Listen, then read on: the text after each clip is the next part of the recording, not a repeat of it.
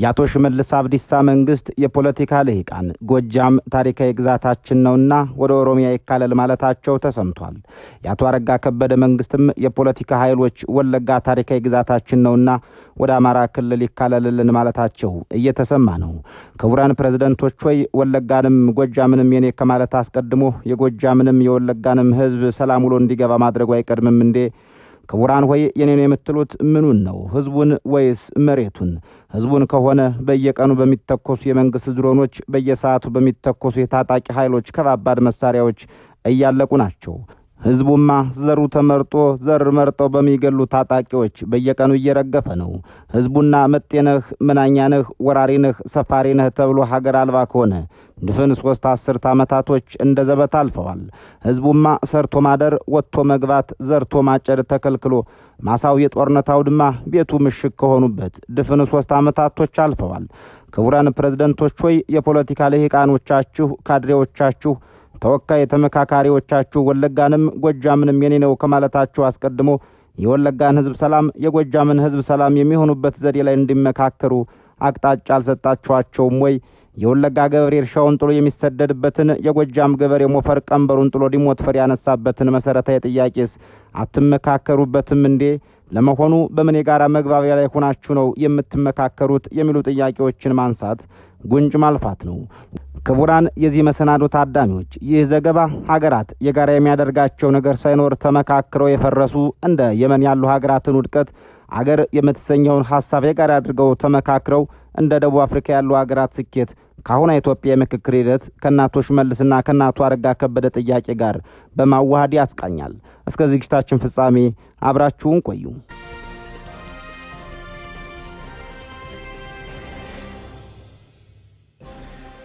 አንድ ሀገር የሚፈርሰው ድንበሮች ሲናጉ አይደለም። አንድ ሀገር የሚፈርሰው በህዝቦች መካከል ያለው የጋራ ትስስርና የጋራ የታሪክ መግባባት ሲሸረሸር ነው።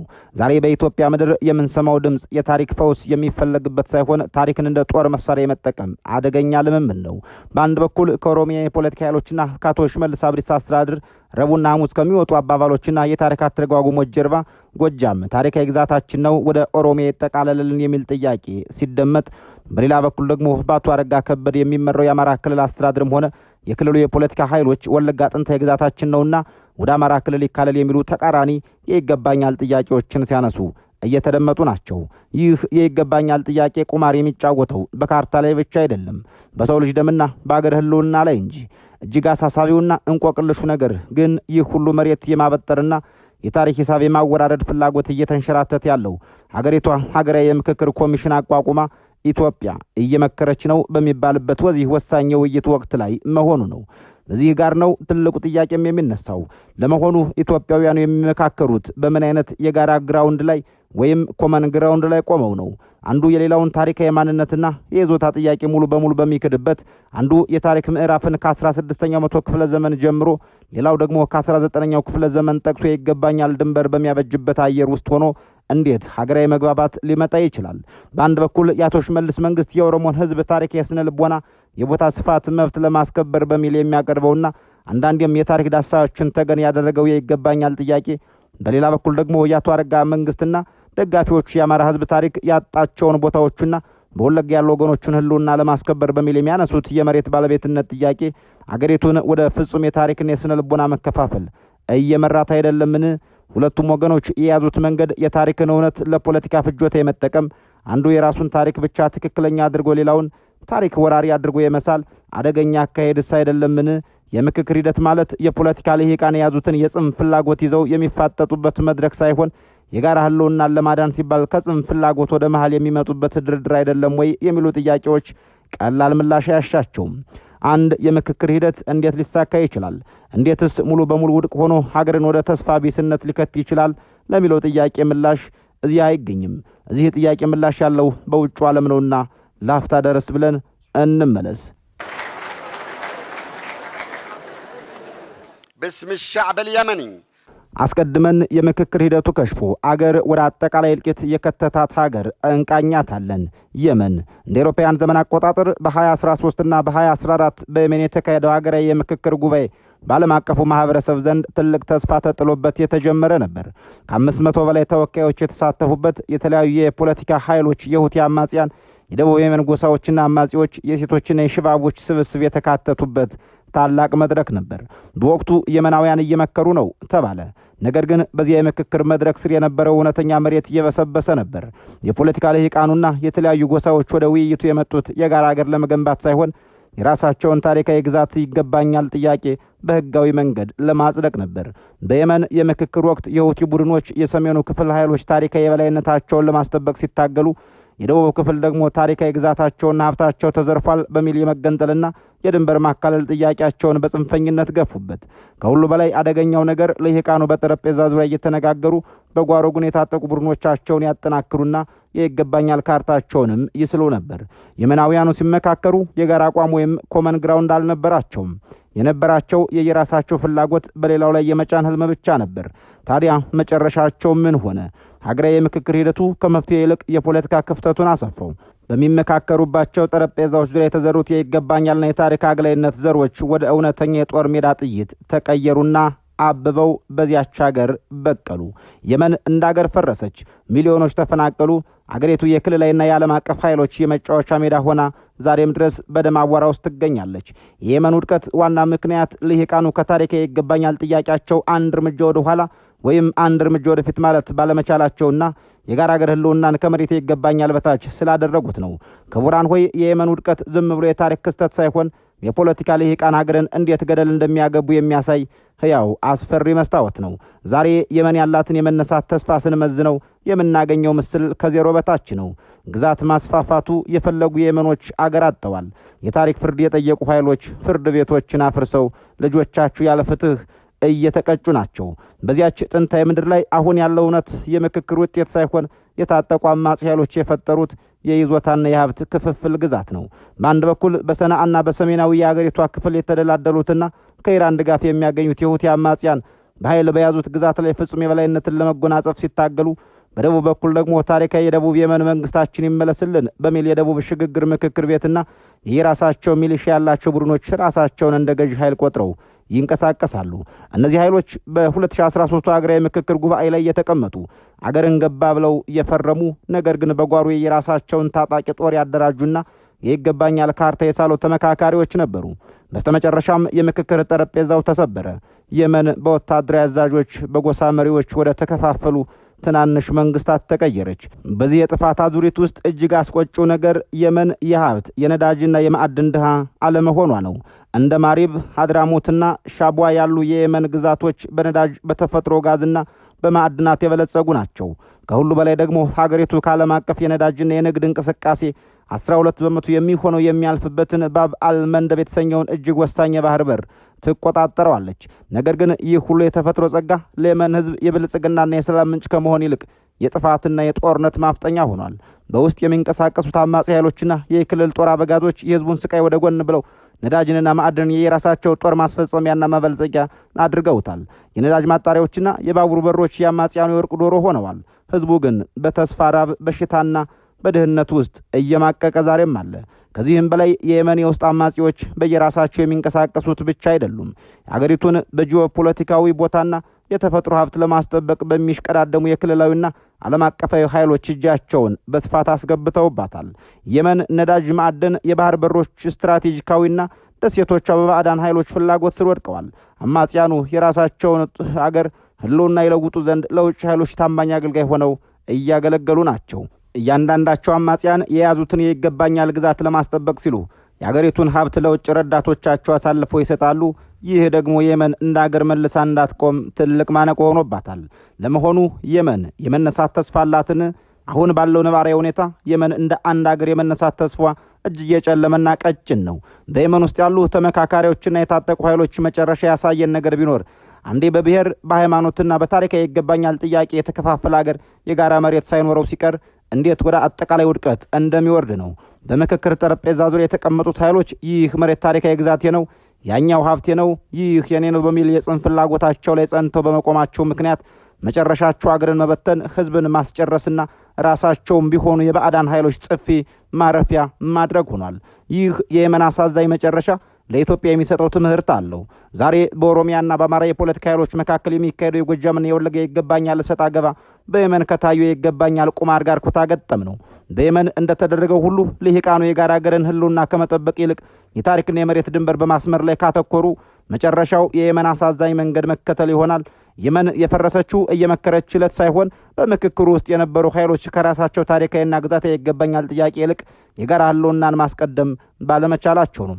በተቃራኒው ደግሞ የምክክር ሂደቱ እንዴት አገርን ከጥፋት አፍርሶ ወደ ትንሣኤ እንደሚያመጣ የሚያሳየን ደቡብ አፍሪካን አብነት ስንወስድ ነው። በ1990ዎቹ መጀመሪያ ደቡብ አፍሪካ በዘረኛው የአፓርታይድ ስርዓት ማክተም ማግስት በታሪክ አጋጣሚ ውስጥ ካጋጠሟት እጅግ አደገኛ የታሪክ ምዕራፎች አንዷ ላይ ነበረች። በአንድ በኩል ነጮች ለዘመናት የያዙትን የኢኮኖሚያዊና ፖለቲካዊ የበላይነት ላለማጣት የታጠቁ ሚሊሻዎችን እስከ ማደራጀት ደርሰውባት ነበር። አንዳንዶቹ እንዲያውም ወልስታት ወይም የነጮች የተከለለ ታሪካዊ ግዛት ይሰጠን የሚል ጥያቄ ያነሱ ነበር። በሌላው በኩል ደግሞ በአፍሪካ ብሔራዊ ኮንግረስ የሚመራውና በጥቁሮቹ አብላጫ ድምፅ የሚደገፍ ኃይል የዘመናት ብዝበዛና ግፍ ይቆም ዘንድ የታሪክ ሂሳብ ይወራረድ በሚል ቁጣ ላይ ነበር።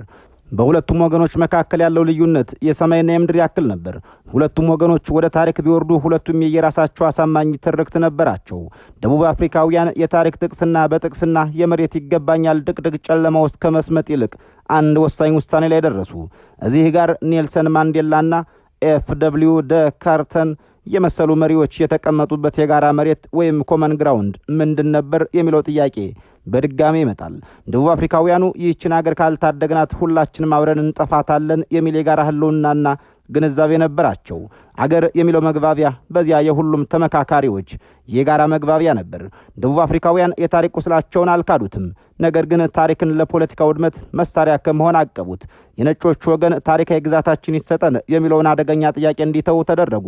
በጥቁሮቹ በኩል ደግሞ ደሟን እንጠጣት የሚለው የብቀላ ታሪክ ሂሳብ የማወራረድ ፍላጎት በሰላምና በይቅርታ ስም ተገደበ።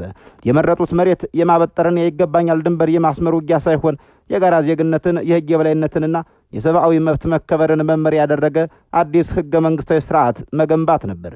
ይህ በመሆኑም ደቡብ አፍሪካ እንደ የመን ወደ ፍጹም የእርስ በርስ ጦርነት ሳትገባ የሰላምና የዲሞክራሲ መንገድን መከተል ቻለች።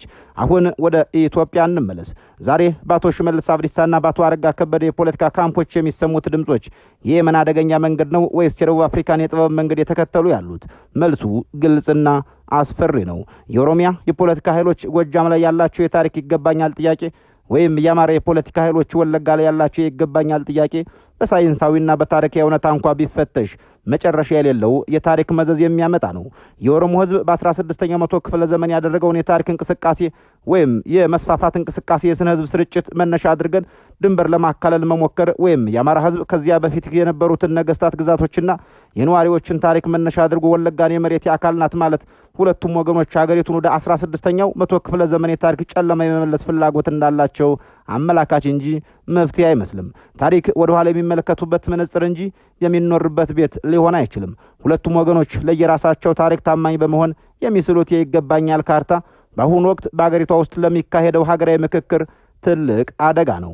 አንድ ህዝብ በራሱ ሀገር ውስጥ እንደ ስደተኛና እንደ ወራሪ የሚቆጠርበት፣ አንዱ ክልል የሌላውን ክልል ዋና ከተማና ታሪካዊ መሬት የኔ ነው የሚልበት አየር ባለበት ሁኔታ ሀገራዊ ምክክር ኮሚሽኑ የሚያደርገው ውይይት ባዶ አየር ላይ እንደ መገንባት ይቆጠራል። ኢትዮጵያውያኑ ዛሬ የሚመካከሩበት እውነተኛ ኮመን ግራውንድ ምንድን ነው የሚለው ጥያቄም መሰረታዊ የሚሆነው ለዚሁ ነው። የፖለቲካ ልሂቃኑ እንደሚያስቡት ታሪካዊ መሬት ይገባኛል ነው ወይስ የጋራ ስቃይና የጋራ ህልውና ስጋት? እውነታ ያለው ሁለተኛው ነው። ኢትዮጵያውያኑ ዛሬ የሚገኙበትና ሊመካከሩበት የሚገባው እውነተኛው የጋራ ተግባቦት የጦርነት ሰለባ መሆናቸው፣ በየቦታው የመንቀሳቀስ መብታቸው መገደቡ፣ ሰርቶ የማደር በልቶ የማደር ወልዶ የመሳብ መብታቸው መታቀቡ፣ የኢኮኖሚ ውድቀቱ፣ የዋጋ ንረቱና የአገሪቷ የመፍረስ አደጋ ነው።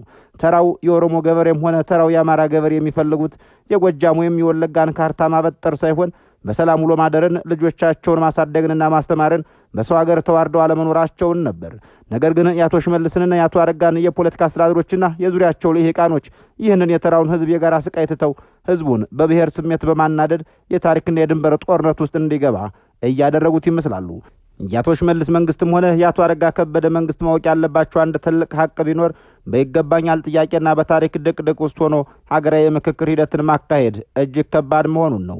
የምክክር ሂደቱ ስኬታማ እንዲሆን ከተፈለገ ልሂቃኑ በመጀመሪያ ከትምክህተኝነትና ከጽንፈኝነት የብሔርተኝነት ትረካቸው ወጥተው እንደ ደቡብ አፍሪካውያኑ መሪዎች የጋራ ሀገር ህልውናን ማስቀደም ይኖርባቸዋል።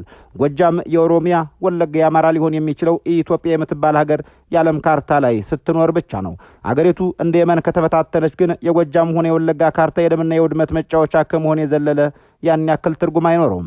ኢትዮጵያ ዛሬ የቆመችበት መስቀለኛ መንገድ እጅግ አደገኛ ነው።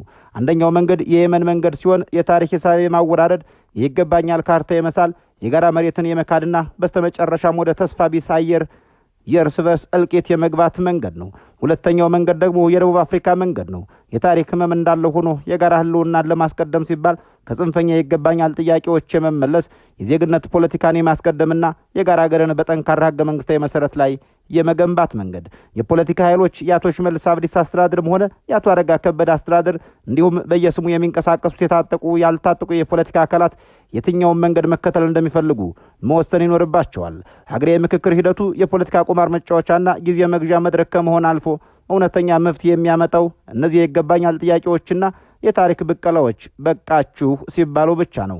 ኢትዮጵያውያኑ በታሪክ የታሰሩ ባሪያዎች ከመሆን ወጥተው የጋራ መጻኢ ዕድላቸውን የሚስሉ ነጻ ዜጎች መሆን የሚችሉት ታሪክን ለትምህርት እንጂ ለጦርነት መጠቀማቸውን ሲያቆሙ ብቻ ነው። ታሪክ የሚፈርደው በቃላት ሳይሆን በተግባር ነው። የዛሬው ትውልድ የመሪዎቹ ውሳኔ ደግሞ ኢትዮጵያን እንደ የመን ትፈርሳለች ወይስ እንደ ደቡብ አፍሪካ ከፈተናዋ በጽናት ትወጣለች የሚለው የመጨረሻ ምላሽ የሚሰጥ ይሆናል። ሰኔ ጊዜ የተመኘን በዚሁ ተሰናበትን።